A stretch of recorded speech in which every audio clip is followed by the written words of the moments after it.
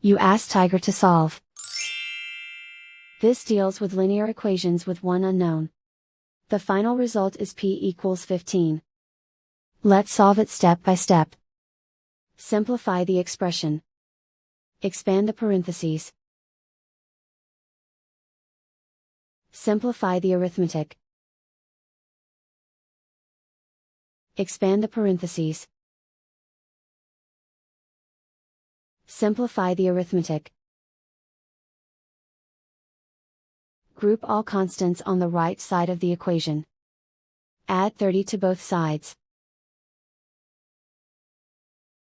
Simplify the arithmetic.